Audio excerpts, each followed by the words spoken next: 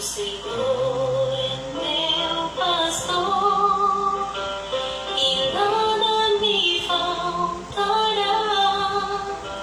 Deitar-me faz em verdes pastos, guia-me às águas tranquilas,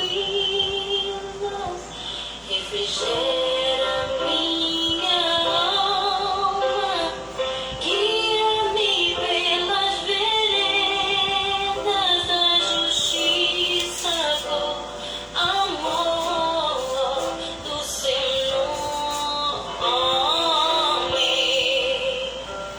Ainda que eu andasse pelo vale da sombra da morte, não temeria mal algum, porque estás comigo. Tua vara e teu cajado me consolam. Preparas-me uma mesa na presença dos meus inimigos. Unge minha cabeça com óleo e o meu cálice transborda. Certamente que a bondade e a misericórdia me seguirão todos os dias da minha vida, e habitarei na casa do Senhor para todo sempre. E habitarei na casa do Senhor para todo sempre. Amém.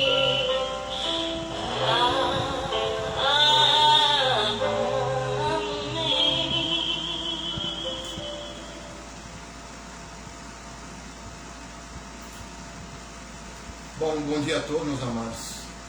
A paz do Senhor Jesus. Estamos aqui na presença do Senhor hoje, trazer aqui mais uma mensagem da palavra de Deus para nós. Eu quero que nesta manhã, nesse domingo, abençoado pelo nosso Senhor Jesus Cristo, o Senhor venha trazer paz para a tua casa, para a tua família, abençoar, profetizar bênçãos, que a presença do Senhor e o Espírito Santo de Deus estejam com todos vocês que estão acompanhando vai acompanhando essa mensagem aqui. Amém? Hoje nós vamos meditar aqui a palavra de Mateus, capítulo 12, parte 2. Eu tinha feito a parte 1, e agora vamos fazer a parte 2. Como o capítulo era meio longo, então fica vídeo muito longo, vou fazer agora de mais curtos, para as pessoas poderem assistirem, com facilidade, entender a palavra. E hoje vamos meditar aqui em Mateus 12, do versículo 22 até o 50. Vamos meditar aqui. Vamos começar aqui. O pecado imperdoável. Versículo 22. Depois disso aconteceu que trouxeram um endemoniado, cego e mudo. Ele o curou de modo que pôde falar e ver. Então toda a multidão ficou atônita e exclamava: é este porventura o filho de Davi? Mas os fariseus, ao ouvirem isso, murmuraram: este homem não expulsa demônios, senão pelo poder de Beelzebul, o príncipe dos demônios. Entretanto, Jesus compreendia os pensamentos deles e lhes afirmou: todo reino dividido contra si mesmo será arruinado, e toda a cidade ou casa dividida contra si mesma não resistirá. Se Satanás expulsa Satanás, está dividido contra ele próprio. Como poderá então substituir o teu reino? Se eu expulso demônios por Beelzebul, por que os expulsam vossos filhos? E por isso eles mesmos serão os vossos juízes. Mas se é pelo Espírito de Deus que eu expulso demônios, então verdadeiramente é chegado o reino de Deus sobre vós. É interessante, que o Senhor fala aqui sobre esse tempo aqui os fariseus questionaram ele em questão, né, porque ele expulsou um demônio e curou ali uma pessoa, né? Expulsou e curou. Então, para eles ali, eles achavam que Jesus servia uma Beelzebu, o príncipe dos demônios. Por que, amados? Eles não falam com Beelzebu.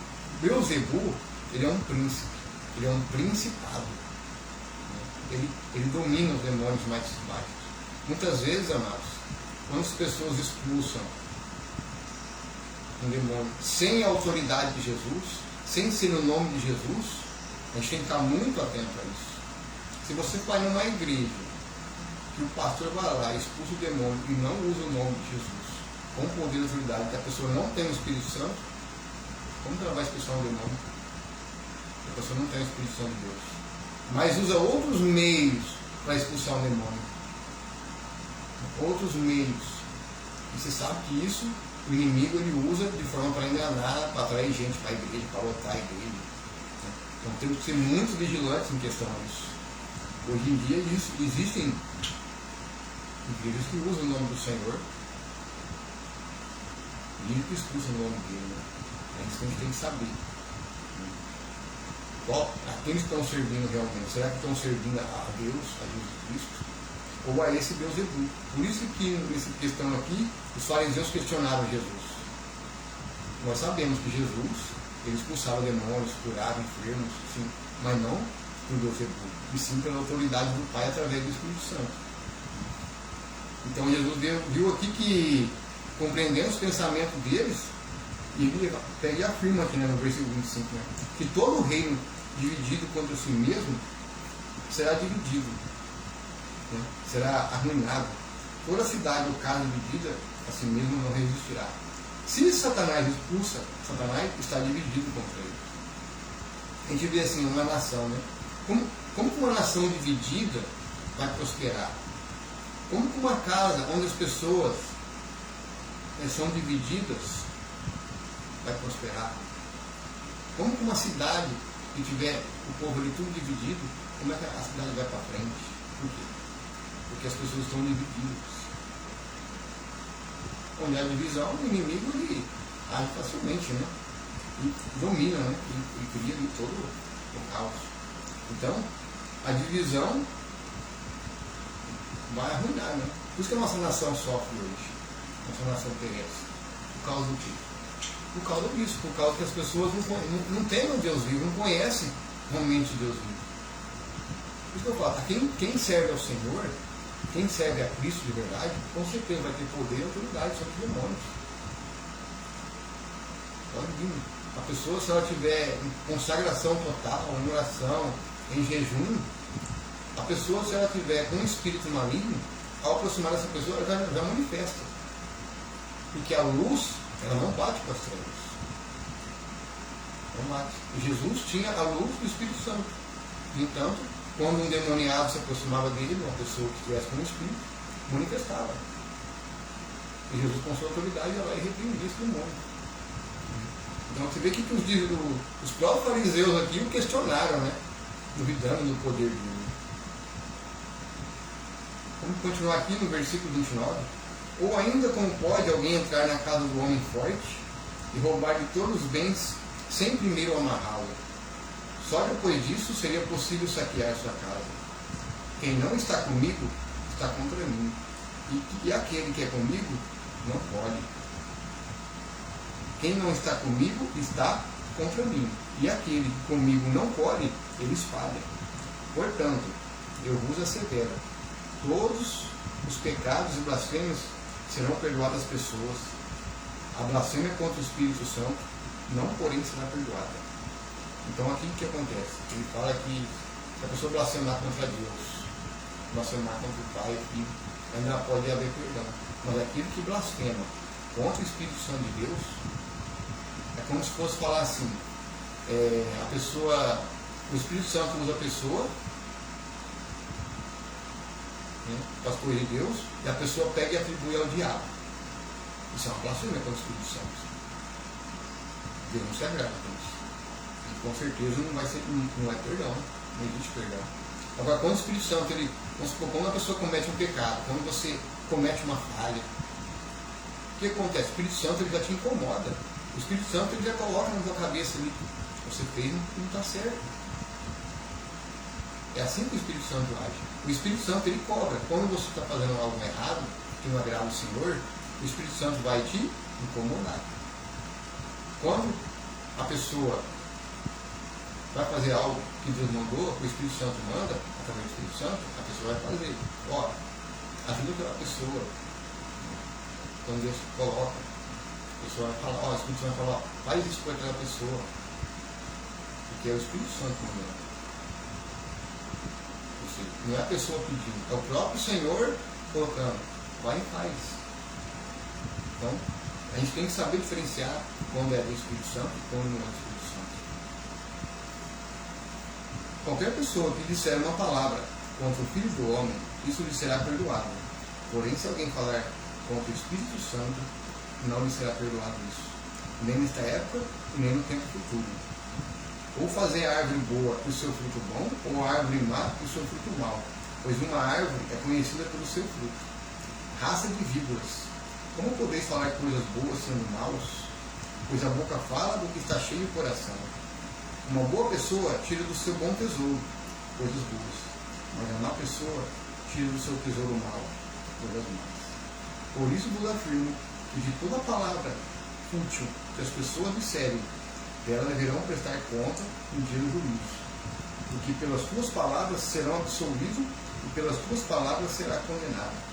Olha só, como que a gente tem que tomar cuidado com as nossas palavras. A gente tem que tomar cuidado com o que nós falamos. A gente tem que tomar muito cuidado com as palavras que saem da nossa boca. A gente tem que ser muito vigilante em questão a isso, rapaz. Porque a palavra ela tem poder. Aquilo que a gente profetiza, ela envolve o mundo espiritual. Se a gente profetizar a maldição um dia pode voltar para a gente. Mas quando a gente profetiza bênçãos, com certeza um dia as bênçãos voltam para a gente. Então a gente tem que tomar muito cuidado com a nossa língua, com a nossa boca. O que nós falamos, né? O que nós falamos. É daí que o inimigo usa, é a nossa boca. Cuidado. A gente tem que ser muito vigilante com o que falamos. Muito atento. Por isso que a gente tem que ser vigilante. Quando a gente profetiza, essa pessoa não vai mudar.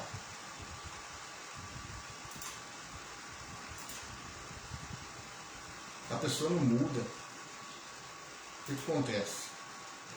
Aí você está profetizando. Como que Deus vai mudar a pessoa? Como que Deus vai fazer algo na pessoa se você já começa a profetizar que a pessoa não vai mudar? Então, é dificilmente no mundo espiritual vai ter uma reviravolta para poder aquela pessoa mudar. A gente não convence ninguém do homem do pecado e da justiça. A palavra sim, né? É Deus, né? Através da pregação, através da mensagem que convence o homem do pecado e da justiça. Se não tiver quem pregue também, né, como que a pessoa vai ouvir? Então, mas quem vai convencer o homem do pecado e da justiça é o Espírito Santo. É o próprio Espírito Senhor que vai convencer. Então a gente tem que analisar, né? Tomar muito cuidado com o que a gente fala, principalmente com o nosso próximo, seja com um vizinho, seja com um amigo, seja com um parente, até pelos nossos inimigos, até por aqueles que nos perseguem por causa do nome de Jesus. Então, se a gente quer que essas pessoas se convertam, se arrependam, como que a gente vai ganhar essas almas se a gente já profetizar coisas ruins para elas? A gente tem que ser perseverante, tanto na fé como na palavra, em oração. Por isso que é importante, quando a gente está em busca, em comunhão com o Senhor, com Cristo, quando está em espírito de oração, a gente tem que profetizar ali. Senhor, toca no coração daquela pessoa, quebranta o coração dela, Senhor. Eu sei que ela me prejudicou, eu sei que ela fez mal para mim, mas o Senhor pode mudar o coração dela. Eu sei que quando a gente profetiza que a bênção na vida daquela pessoa, mesmo que nos persegue, no mundo espiritual, vai ter uma grande influência. E isso vai, uma hora, acontecer. É através da palavra. Se a gente ficar, a pessoa não muda, não vai dar certo, o que eu vou fazer aqui não deu certo, poxa, não aconteceu isso. Não, Dá glória a Deus. Deu alguma coisa errada? Dá glória a Deus. Às vezes não era para dar certo. Às vezes a gente está te dando um livramento. Então a gente tem que tomar muito cuidado com o que a gente profere. Porque a nossa palavra tem poder. Lembra daquela passagem em que Jesus e os discípulos estavam ali diante de uma figueira, e Jesus viu que aquela figueira não dava fruto, e Jesus fez o quê? Que essa figueira seca, e a figueira secou na hora. Os discípulos ficaram até assustados. Por quê? Porque a palavra tem poder, irmãos.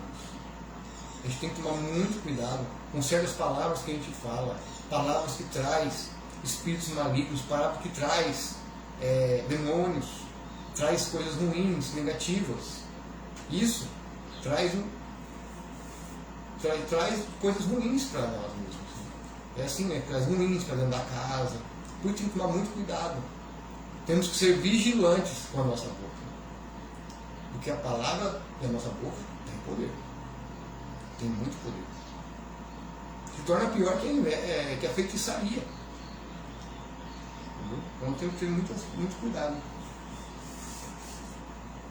Porque pelas nossas palavras que nós vamos ser julgados. Olha o que o Senhor fala aqui. Ó. Porque no versículo 37 fala aqui. Ó, porque pelas tuas palavras serás absolvido e pelas tuas palavras serás condenado. Olha aqui. Então, pelas minhas palavras, pelas minhas ações, pelo que eu falar, eu vou ser tanto condenado como absolvido. É a mesma coisa. Se eu ensinar a palavra de Deus de forma errada para alguém, eu vou ter que justificar disso diante do Senhor no grande dia. Porque eu ensinei errado. Entendeu? Então a gente tem que tomar muito cuidado com o que a gente fala. É a mesma coisa, quando você vai pregar o Evangelho, a gente tem que pregar o texto, o contexto, ver ali o acontecimento e vai pregar a palavra. Tem que pregar de acordo com a palavra. Não o que você pensa, o que você acha, o que você tem, não. De acordo com a Escritura. Para que você não ensine errado, para não lá no dia não ter esse problema de ser julgado conforme que a gente foi pregado. É como diz, as nossas palavras proferem tanto maldição como bênção. Então a gente tem que tomar muito cuidado com isso. Temos que sermos muitos vigilantes com a nossa boca, com a nossa língua. Amém? Continuando aqui no versículo 38. Então alguns dos mestres da lei e fariseus lhe pediram: Mestre, queremos ver de tua parte algum milagre. Aos que Jesus respondeu: uma geração perversa e adúltera pede um sinal miraculoso. Todavia nenhum sinal lhe será dado, exceto o sinal miraculoso do profeta Jonas. Portanto, assim como esteve Jonas 3 dias e 3 noites no ventre de um grande peixe, assim o Filho do Homem estará 3 dias e 3 noites no coração da terra, ou seja, na mansão dos mortos. Jesus, quando morreu, ele desceu na mansão dos mortos e ressuscitou no 3º dia. Ou seja, ele ficou 3 dias no coração da terra. O templo de Deus, né? Ele que era o templo, né? Você vê aqui que o que aconteceu com o profeta Jonas, Jesus também passou a mesma coisa. O povo de Nínive se levantará no dia do juízo com essa geração e a condenará, pois eles se arrependeram com a pregação de Jonas. E eis aqui está quem é maior do que Jonas. Olha aqui. E olha o que Jesus fala. O povo de Nínive vai se levantar no dia do juízo com essa geração e condenará porque eles se arrependeram. A pregação de Jonas que tentou fugir do chamado de Deus, ele pregou para uma cidade inteira. Ele pregou juízo. Ele não pregou lá parábolas. Ele pregou juízo. Ele pregou juízo, ele pregou ira. Ele pregou que Deus ia destruir o nível do seu povo se arrependesse. Por causa da maldade que tinha. O que aconteceu? Ficou ali vários dias ali pregando. Vários dias ali pregando, insistindo. Até que chegou no rei. Chegou no rei o que ele estava fazendo e souberam que ele era um profeta do Senhor. E o rei decretou que todo mundo vestisse pano de saco, né, colocasse cinzas na cabeça, que jejuasse, até os animais ele também jejuou. É incrível, não é? Ou seja, uma cidade inteira. No entanto, 120 mil almas, 120 mil pessoas foram salvas, habitantes, por causa da pregação de Jonas. Então, muitas vezes, amados, Deus quer isso da gente. Muitas vezes as pessoas têm medo de chegar num certo lugar e pregar. A gente não pode ter medo. Se você, por Deus falou, você vai numa praça, vai lá e prega arrependimento, prega juízo, prega que a minha ira vai ser derramada sobre essa terra. Tem que pregar, mesmo que as pessoas não gostem de ouvir, mesmo que aquelas palavras são duras, mas para que as pessoas despertem. Já pensou quando você prega juízo, você prega arrependimento, e depois um grande dia lá o Senhor fala assim, ó, essas almas aqui, ó, foi por causa daquela pregação. Se não fosse aquela pregação que você fez, essas almas teriam se perdido. Já pensou isso? Então a gente não pode ter medo de falar a verdade para a pessoa. Dói. Às vezes a pessoa vai ficar chateada, às vezes vai ficar até se afastar de você. Mas é necessário para que ela se arrependa. Porque senão, o sangue dessa pessoa vai estar na sua mão, como na minha mão, como em qualquer outro. É importante que o Evangelho seja pregado. E é tempo, estamos no finais. Nós temos que ter os Elias de hoje. Ou seja, Elias, ele perturbou. Ele foi o perturbador de Israel. Ele perturbava. Mas temos que ser os Elias de hoje. Deus quer Elias, quer homens que não tenham medo de falar a verdade. Contra um sistema, contra um engano que está sendo montado no mundo, contra um grande teatro que está sendo feito para ser implementado, uma agenda satânica, né, de controle, de marcação. Então a gente tem que falar, não pode ter medo. Mesmo que as pessoas fiquem meio assim, mas o Apocalipse não criar medo e pânico nas pessoas, é pregar dentro da palavra, de acordo com a palavra. E depois falar para a pessoa a solução. Mas para você tem uma solução em questão que estamos vivendo. Jesus Cristo. Jesus Cristo, ele pode te perdoar hoje, ele pode sarar, pode te curar, pode te libertar. Se você se arrepender, confessar Jesus como o Senhor de sua vida e tomar a cruz de Jesus, se batizar, né, reconhecê-lo como Senhor da sua vida, Deus vai te guardar no grande dia. Então, você primeiro prega o juízo, você prega o arrependimento, mas depois você prega a solução. Porque se você pregar só ali, a pessoa vai ficar com medo e pânico, muitas pessoas podem ter depressão. Tem casos de pessoas que entram em depressão, tem casos de pessoas que tiram até a própria vida. Por causa do que está acontecendo, do que vai acontecendo. Porque a coisa não vai ser mamão com açúcar. A coisa vai ficar cada vez mais difícil. Então a gente tem que estar preparado e também, quando vai pregar isso para alguém, a gente tem que mostrar a solução para elas. Mostrar a solução, reunir com elas, estudar a palavra, orar, vamos orar aqui junto. Então é uma solução. Não adianta você pregar ali o Apocalipse, bota aquele medo na pessoa, cria todo aquele pânico. Aí a pessoa, você não dá uma solução para ela. Mas existe uma solução. Aí você vai lá em João, pega lá as passagens de João que falam muito de Jesus, o livro de João fala muito de Jesus. Aí você pega o livro de João ali, você já prega o amor de Jesus, a misericórdia dele, de se arrepender, que ainda existe uma esperança. Então, é uma estratégia você pregar o que vai acontecer, que muitas vezes gera pânico, né? Medo nas pessoas, porque o livro de Apocalipse é muito pesado, ele é muito forte, mostra a realidade, mas você pregar a solução. Foi o que aconteceu, né? Por causa de Jonas, uma cidade inteira foi salva. E muitas vezes, dependendo do que você pregar, você vai salvar muitas almas. Só que infelizmente tem muitos pastores, né, que só pregam prosperidade, bênção, passa a mão na cabeça, não prega contra o pecado. O que acontece? As pessoas acham que aquele evangelho ali, né, é o bom, porque ali muitas pessoas querem ouvir isso, né? Eu quero bênção para a minha vida, eu quero prosperidade. A pessoa quer prosperidade e bênção, primeiro busca o reino de Deus e a justiça, e o restante o Senhor faz. Então a gente tem que falar, mesmo que a pessoa não goste. Né? Continuando aqui, ó. A rainha do sul se levantará no juízo com esta geração e a condenará, pois ela veio dos confins da terra para conhecer os sábios ensinamentos de Salomão. E eis que aqui está quem é maior que Salomão. Quando o espírito imundo sai de uma pessoa, passa por lugares áridos, procurando descanso, mas não encontra onde repousar. Então diz: voltarei para a minha casa de onde saí, e retornando encontra a casa desocupada, varrida e arrumada. Diante disso, vai e leva consigo outros 7 espíritos piores do que ele. E entrando, passa a morar ali, e o estado final daquela pessoa se torna pior do que o primeiro. Assim também ocorrerá com essa geração má. O que o Senhor quer dizer aqui? Quando a pessoa ela é liberta de um espírito maligno, aquele espírito ele vai procurar lugares áridos, lugares aconchegantes, mas não encontra onde repousar. Aí ele vai: voltarei para a casa de onde saí, retornarei, naquela casa ocupada e varrida. Diante disso, leva consigo outros 7 espíritos piores, ou seja, uma legião.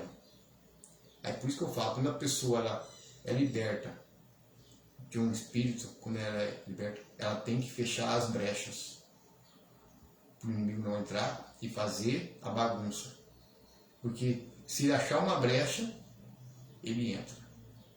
Aí traz 7, traz uma legião na vida da pessoa. Aí destrói. Aí daqui um dia a pessoa já não está mais no adultério, já está na prostituição, ela está na bebida, aí vai estar no cigarro, aí vai estar no mundão, aí a pessoa vai estar toda destruída. Aí a gente vê muitas vezes as pessoas que estão na rua, muitas vezes naquela situação. Muitas dessas pessoas hoje que estão nas ruas, moradores, muitas vezes são pessoas que eram no primeiro amor. Aí elas se afastam, o que acontece? O inimigo ele acha arrumado, desocupado, e leva 7. Aí a situação daquela pessoa se torna pior. Aí a pessoa não quer trabalhar, fica lá deprimida, fica naquela situação, aí inventa um monte de desculpa, aí começa a jogar a culpa nos outros. É fácil também muitas vezes culpar os outros pelos pecados. Mas não olha, que ela se afastou da presença do Senhor.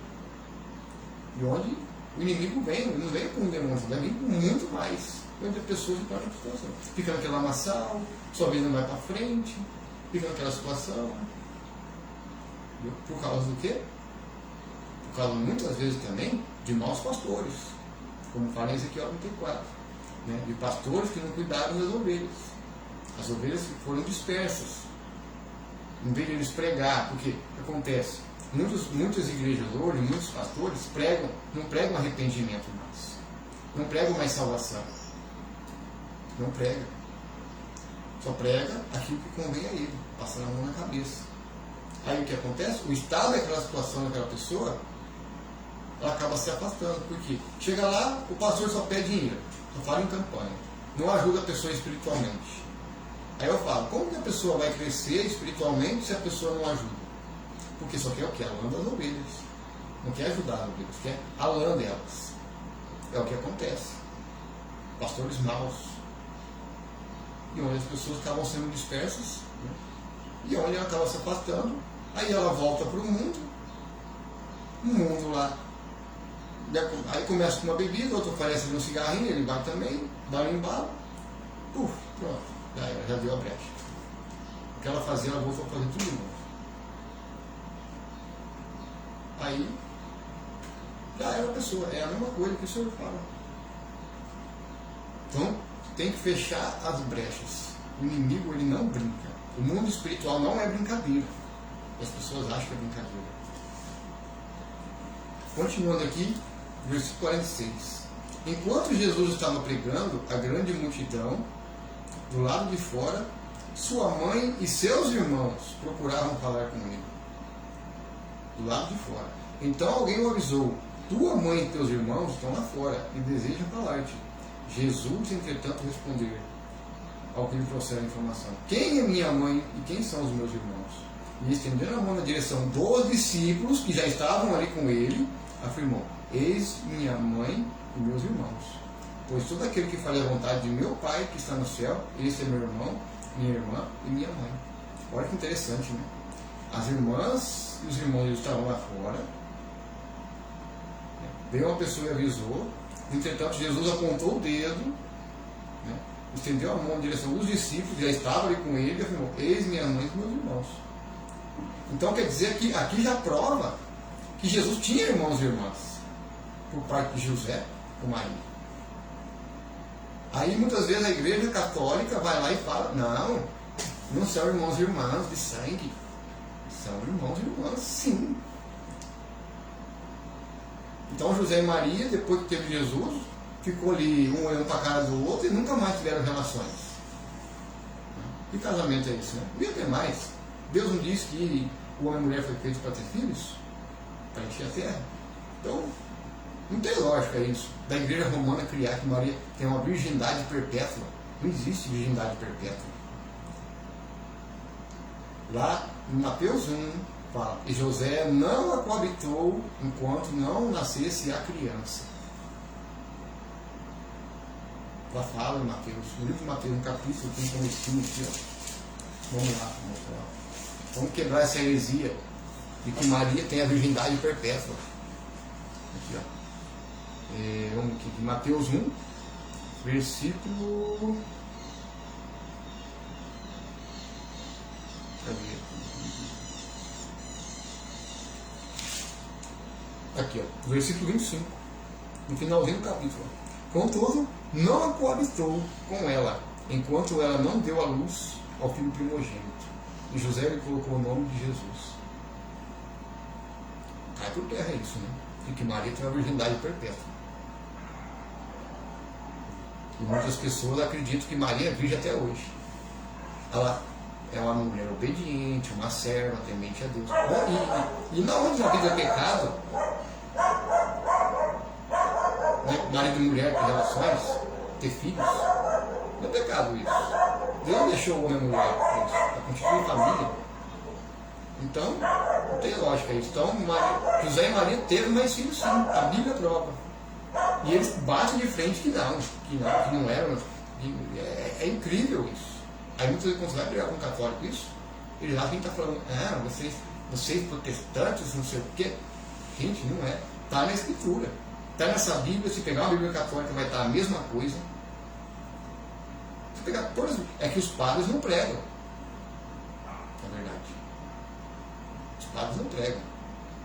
Preferem continuar enganando o povo, porque o povo já vem de tempo acreditando nessa crença, nessa tradição. Que Maria tem a virgindade perpétua. Dá contradição com a palavra de Deus. Maria teve mais filhos sim. Jesus foi apenas o primeiro, porque ele era o enviado de Deus, que a sombra do poderoso a envolveu, e ela daria luz ao Messias, que se tornou o homem de nós, né? O próprio Deus de nós, que chama Emmanuel, Deus conosco. Então, acaba essa doutrina mariana, da virgindade, que é perpétua. Isso é heresia. Isso é doutrina de homens. A Bíblia contesta isso, a palavra contesta isso. Aqui ele fala, ele apontou a mão para o discípulo que estava com ele, fala: meus irmãos são aqueles que fazem a vontade do meu Pai. Então, se você hoje está aí, né, se você pega a palavra de Deus, você prega para as pessoas, pregando o reino de Deus, a sua justiça, você está fazendo o quê? Você está fazendo a vontade de Deus. Aí onde você é chamado de irmão de Jesus. Esses são meus irmãos, meu pai e minha mãe, porque fazem a minha vontade. Então, é o mesmo que eu estou fazendo aqui. Estou fazendo a vontade dele. É pregar a palavra de Deus. Para as pessoas aprender, sair do engano religioso, da religiosidade, buscar saber a tradição da palavra, não a tradição de homens. Para que as pessoas sejam libertas. E assim sejam salvas. Então, eu tenho que fazer a vontade do Senhor. Então, aí ele fala: aquele que faz a vontade do meu, esse é meu irmão, meu pai e minha mãe. Então, se você também hoje que está ouvindo essa palavra, ou que vai ouvir depois, quer fazer a vontade de Deus, faça. Se Deus está te dando um chamado, tocando teu coração para poder pregar o Evangelho, pregue. Para o vizinho, para um amigo, um familiar, pregue a verdade. Pregue para a pessoa. Você está fazendo a vontade do Senhor. Está buscando uma alma para o reino de Deus. E é isso que o Senhor quer. Quanto mais pessoas pregando o Evangelho, mas não por interesse financeiro, mas pelas almas, por amor àquela alma, por amor a um vizinho, por amor a um membro da família, por amor por um familiar, um parente. pregue. Se a pessoa quer ouvir, pregue. Se a pessoa não quer ouvir, tira a poeira dos pés e continue pregando para outro. Pregue para quem quer ouvir.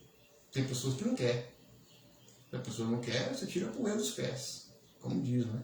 Tira a poeira das sandálias dos vossos pés, a poeira das sandálias, e vai para outro lugar. A gente pode ficar jogando pérola para os porcos também, né? Ficar jogando pérola para os porcos, eles pisoteiam na gente. Porque a palavra do Senhor é muito preciosa.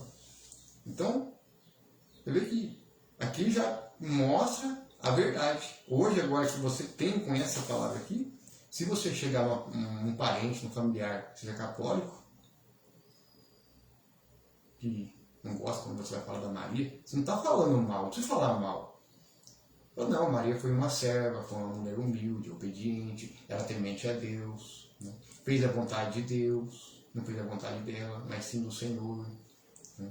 Explica com sabedoria, fala, isso não é falar mal, mas mostrar dentro da palavra, né, que ela teve mais filhos, sim, que a Bíblia prova, que ela não foi endeusada como rainha do céu e da terra, que isso dá contradição com a palavra também.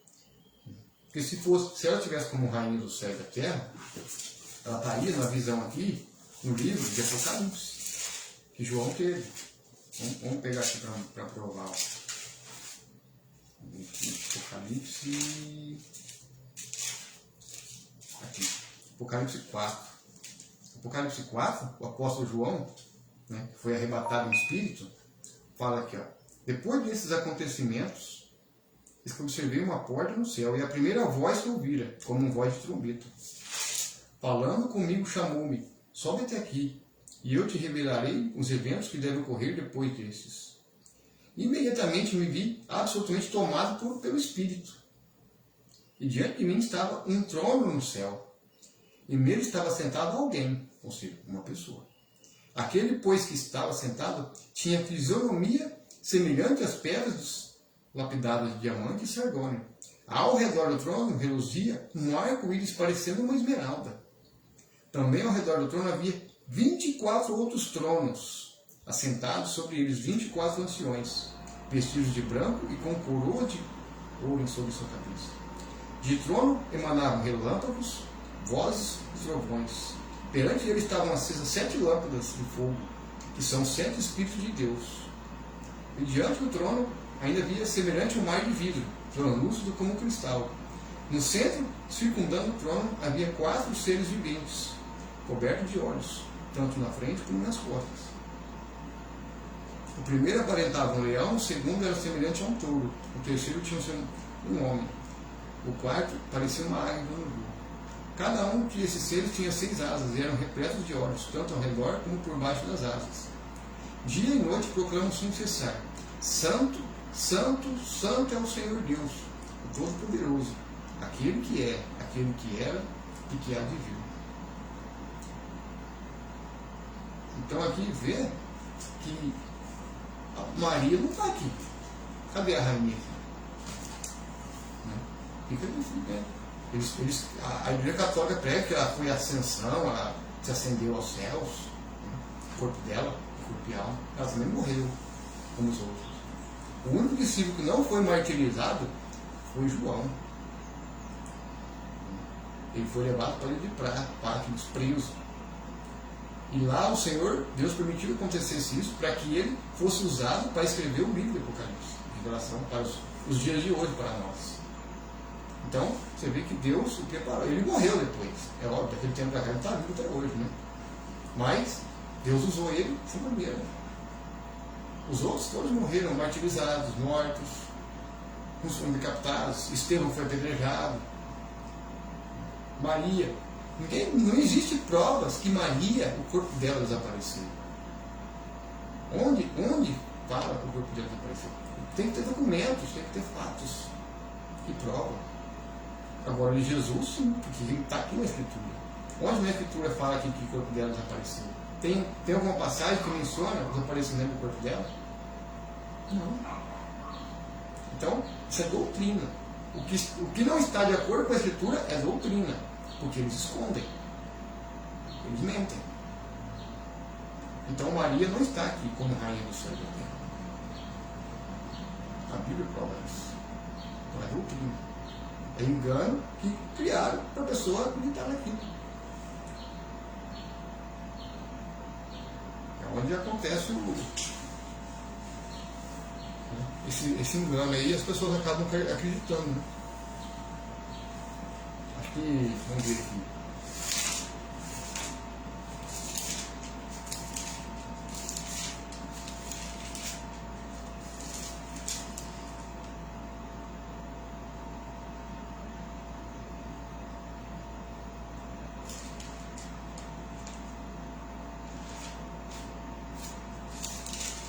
Então, é isso mesmo, continuando aqui, né? As pessoas, elas acham que Maria virou Deus, virou uma deusa. Não. Ela virou é uma irmã em Cristo, ela estava no paraíso também, como os outros, aguardando o grande dia. Esperando também, como os outros, a ressurreição. Todos os mortos em Cristo ressuscitarão primeiro, depois os vivos serão arrebatados sobre as nuvens. No grande dia que o Senhor vir, onde todo olho vai vir. Então, acaba essa heresia.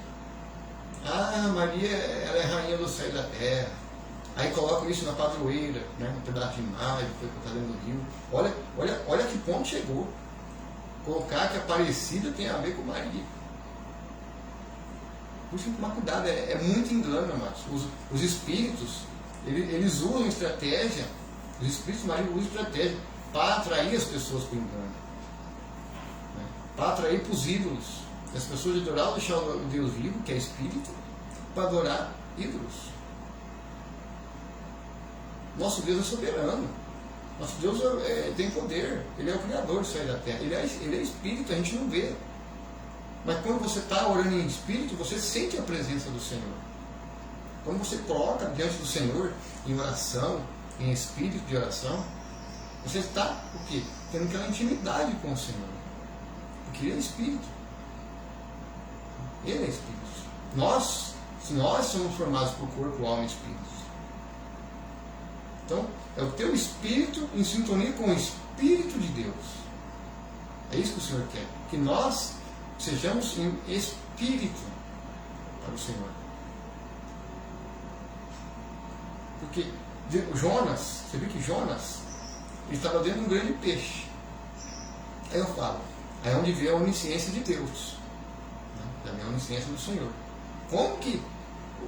Como é que Deus ouviu a oração dele dentro de um peixe lá no fundo do mar? Como que Deus ouviu a oração dele? Porque ele orou em espírito, ele clamou: Senhor, tenha misericórdia de mim, tenha compaixão de mim, pequei contra ti, querendo fugir do chamado Senhor. E você está ouvindo o que vai ouvir? Também está querendo fugir da obra de Deus, chamado dele? Deixa o Espírito do Senhor te conduzir, porque Ele tem chamados, propósitos muito grandes para nós. Então, é o Espírito de Deus. Ele nos chama para que nós anunciemos o Evangelho, sejamos os Elias de hoje, perturbadores, né, para despertar o povo do engano, dessa Babilônia toda. Então o Senhor nos chama, não é só a mim não, a todos Deus dá chamado. É como diz lá, a seara é grande, mas poucos são trabalhadores. A seara é grande, mas trabalhadores ainda são poucos. E a gente precisa levantar mais trabalhadores para o reino de Deus. Porque para a gente crescer o reino de Deus, para continuar o Evangelho dele seja pregado a toda a criatura. Nós estamos tendo sinais. Então a gente tem que continuar com esse propósito. Precisamos de trabalhadores para o reino. Pessoas dispostas a dar sua vida pelo reino de Deus. E pelas almas, né? É um preço, né? Tem um preço. Tudo existe um preço. Aquele que quiser ganhar o mundo, ele vai perder, mas aquele que perdeu o mundo por causa do seu nome, esse vai ganhar a vida eterna. Aquele que quiser salvar a sua vida, vai perder. Aquele que perder por causa do nome de Jesus, esse será salvo. Vai viver a eternidade. Agora as pessoas às vezes estão apegadas, né, com este mundo. Estão apegadas com as coisas deste mundo, com os prazeres deste mundo. A gente não pode se apegar. A gente tem que trabalhar. É óbvio, né? Ninguém tem que trabalhar para ter o seu sustento, mas não podemos se apegar com as riquezas, com os bens, com as coisas. Porque essas coisas a gente não vai levar para o reino do céu. Porque lá o lugar no reino do céu lá não é deste mundo. Jesus fala, o meu reino não é deste mundo. Então, é tempo da gente despertar. Amém? É tempo da gente poder compartilhar a palavra. Então, medite essa palavra. Compartilhe, por favor, né? Para que mais almas sejam alcançadas para o propósito do Senhor. Curta e compartilhe para que dê alcance esse evangelho. Amém? Então, quero aqui agradecer, né, ao Senhor por esse momento, por essa palavra. Agradecer aí que está ouvindo, Laércio, né? Está ouvindo aí, Ingrid. Agradecer a quem vai ouvir depois essa mensagem, né, que o Senhor possa tocar, transformar, mudar e nos moldar. Amém? Então, um ótimo domingo abençoado para todos vocês e que a paz do nosso Senhor Jesus esteja com todos. Amém? Uma ótima semana aí, né, que vai começando, né? E o trabalho, né? Que Deus abençoe a vida de cada um. Amém?